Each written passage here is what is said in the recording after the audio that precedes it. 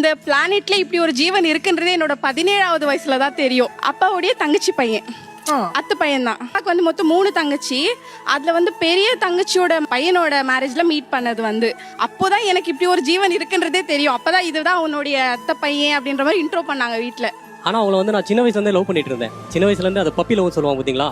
உங்ககிட்ட கொஞ்சம் பேசணும், எனக்கு நம்பர், எனக்கு ஒரு வாட்டி கால் பண்ணுன்னு சொல்லிட்டேன். அவங்க நல்ல நேரமோ என்ன, ஏன் நல்ல நேரமோ என்ன தெரியல, கூட 2 ஃப்ரெண்டு இருந்திருக்காங்க. ப்ரொபோஸ் தான் பண்ண போறான் அந்த பையன், நீ ஓகே சொல்லிடுன்னு. அவர் வந்து போன்ல எனக்கு ப்ரொபோஸ் பண்றாரு. 2 பேரும் பக்கத்துல நின்று ஓகே சொல்லு ஒரு செகண்ட் என்னை யோசிக்கவே விடல.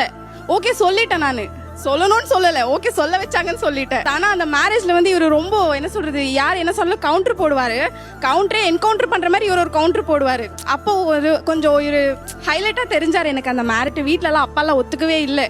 அவர் பார்த்தா இப்போ கூட பார்த்தாக்கா ஒரு பழைய படத்துல ஒரு வில்லன் மாதிரி இருப்பாரு சார். நான் மாமனார் வில்லன் தான் போட்டு வச்சிருப்போம், சேவ் கூட பண்ணி வச்சிருப்பேன், அதான் சேவ் பண்ணி வச்சிருப்பேன். பையனோட மனசை உடைக்க கூடாது அப்படின்றதுனால போகட்டும், என்ன ஆகுதோ பாத்துக்கலான்ற மாதிரி தான் ஒரு 3-4 இயர்ஸ் ஓட்டுனேன்.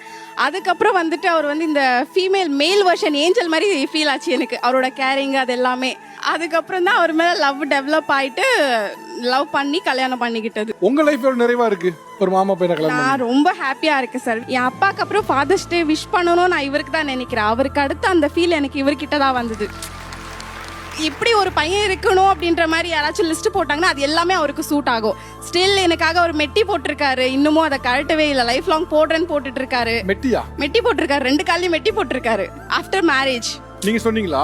இல்ல, அவருக்கா தோணுச்சு, நீ எனக்காக தாலி போட்டிருக்கே, மெட்டி போட்டிருக்க, இதெல்லாம் பண்றல, உனக்காக நான் போடுறேன்னு சொல்லிட்டு நிறைய சொன்னாங்க வீட்டுல எல்லாம், அதை கழட்டிடுன்ட்டு. நான் முடியாது, எனக்காக அவ அவ்வளோ பண்றாள், நானும் பண்றேன் அப்படின்னு சொல்லிட்டு அவர் இன்னமும் போட்டிருக்காரு. மெயின் எனக்கு கரெக்ட் பண்ணதே அந்த பானிபூரியும் சாக்லேட்டும் வாங்கி கொடுத்துதான் லவ் பண்ணும்போது நிறைய பிரேக்கப் ஆயிருக்கும். சண்டை வந்து எல்லா வாட்டியும் வாங்கி கொடுத்து கரெக்ட் பண்ணியாச்சு.